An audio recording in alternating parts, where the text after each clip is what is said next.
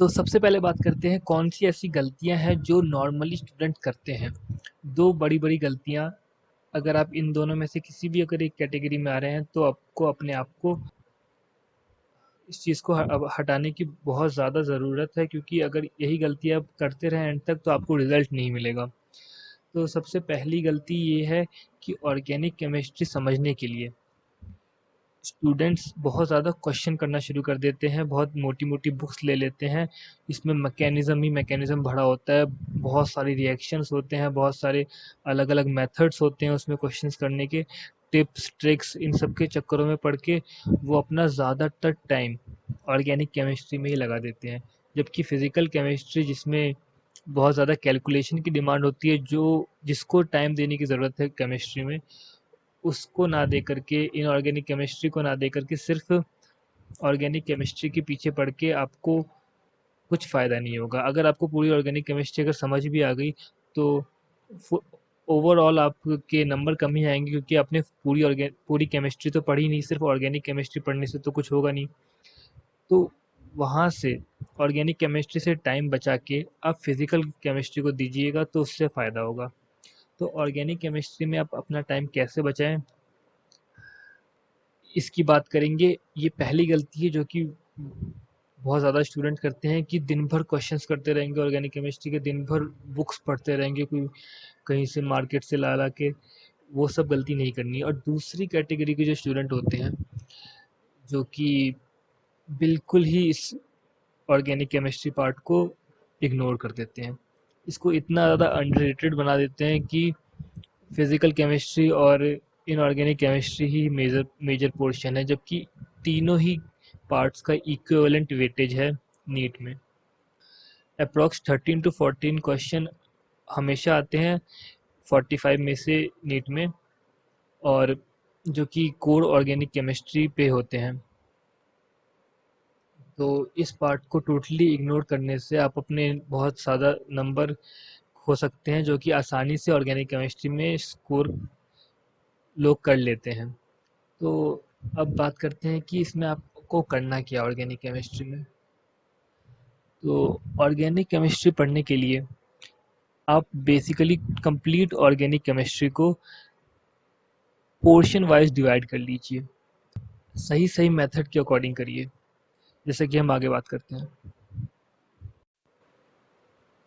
सो ये हैं कुछ टॉपिक्स जिन पे आपको अच्छे से ध्यान देना है।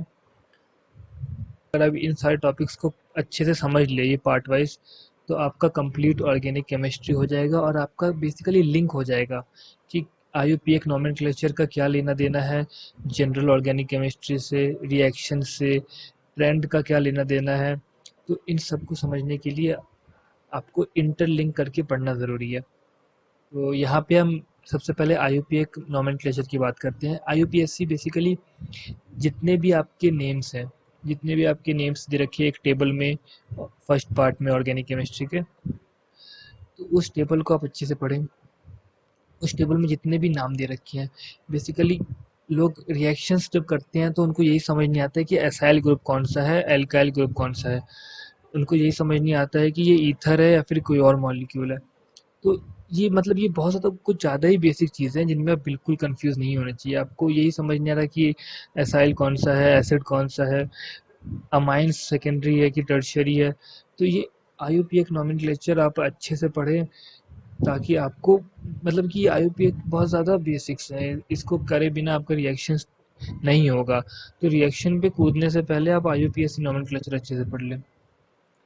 IUPAC नॉमेनक्लेचर जब आप अच्छे से पढ़ लोगे तो जनरल ऑर्गेनिक केमिस्ट्री में रिएक्शंस समझने के लिए जितनी भी चीज़ें हैं वो सब दे रखी है। जैसे कि जो इफ़ेक्ट्स होते हैं किसी मॉलिक्यूल में, आपने पढ़ा होगा resonance effect, inductive effect, hyper conjugation. ये सारे जो इफ़ेक्ट हैं जो रिएक्शन में बहुत ज़्यादा मेजर रोल प्ले करते हैं। अगर आप रेजोनेंस इफ़ेक्ट ही नहीं पढ़ोगे तो आपको स्टेबिलिटी ही समझ में नहीं आएगा किसी मॉलिक्यूल का कि कैसे हो रहा है अगर उसमें रेजोनेंस है तो, इसके कितने रेजोनेटिक स्ट्रक्चर फॉर्म होंगे, ऐसे क्वेश्चंस आते हैं। तो इस टाइप को समझने के लिए आपको जनरल ऑर्गेनिक केमिस्ट्री पढ़ने की ज़रूरत है। और जनरल ऑर्गेनिक केमिस्ट्री का एक और इम्पॉर्टेंट पार्ट है, वो है आइसोमेरिज्म। आइसोमेरिज्म जो टॉपिक है उससे क्वेश्चंस हमेशा आते हैं। तो आइसोमेरिज्म बहुत ज़्यादा इम्पॉर्टेंट चीज़ है।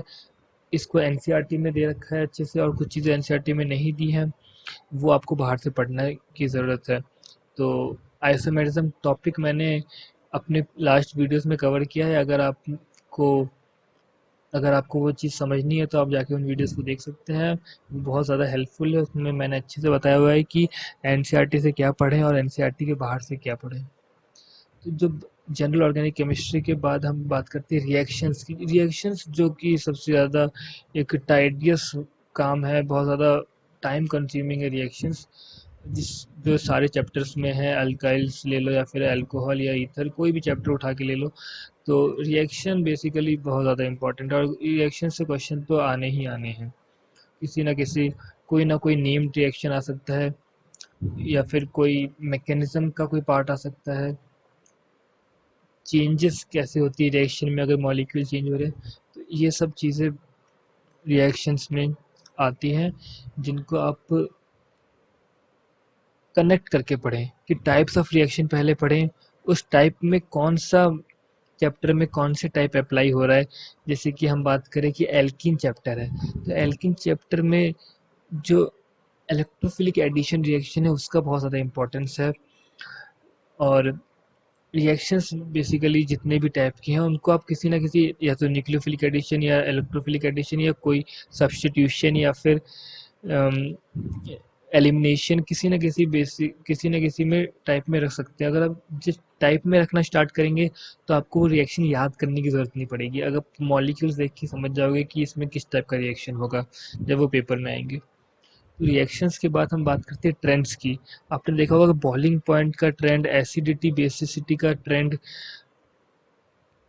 बहुत ज़्यादा इंपॉर्टेंट है, और वो आते हैं पेपर्स में। ट्रेंड्स हमेशा आते हैं पेपर में कि बताओ असेंडिंग ऑर्डर में अरेंज करो इसकी एसिडिटी के अकॉर्डिंग, या फिर बेसिसिटी के अकॉर्डिंग असेंडिंग ऑर्डर में अरेंज करो। तो ये ट्रेंड समझने के लिए आपको जनरल ऑर्गेनिक केमिस्ट्री अच्छे से तैयार होनी चाहिए। अगर जनरल ऑर्गेनिक केमिस्ट्री आपकी अच्छे से तैयार है तो आपको ट्रेंड्स में उतनी दिक्कत नहीं आएगी, क्योंकि वो इफ़ेक्ट्स की बेसिस पे होता है कि किसी एक मॉलिक्यूल में कैसे कैसे इफ़ेक्ट होते हैं, उसके हिसाब से ट्रेंड्स यहाँ पे बेसिकली अलग से मैंने इसलिए लिखा है क्योंकि इसके क्वेश्चंस आते ही आते हैं। उसके बाद हम बात करते हैं एप्लीकेशंस की।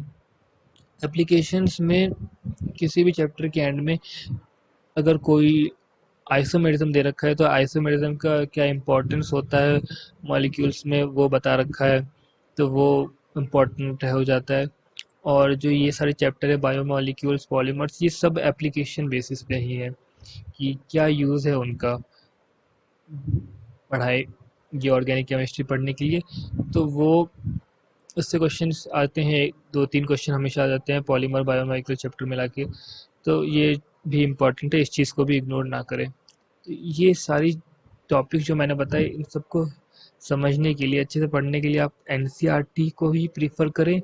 उसके बाद एनसीईआरटी में जो चीज़ छोटी मोटी टॉपिक जो समझ में नहीं आ रहे उनको समझने के लिए आप बाहर जाएं, और लास्ट ईयर्स के क्वेश्चन पेपर को देखें कि इसमें कैसे दे रखे हैं क्वेश्चंस। आपको इनमें से किस हर टाइप के क्वेश्चन ज़रूर मिलेंगे।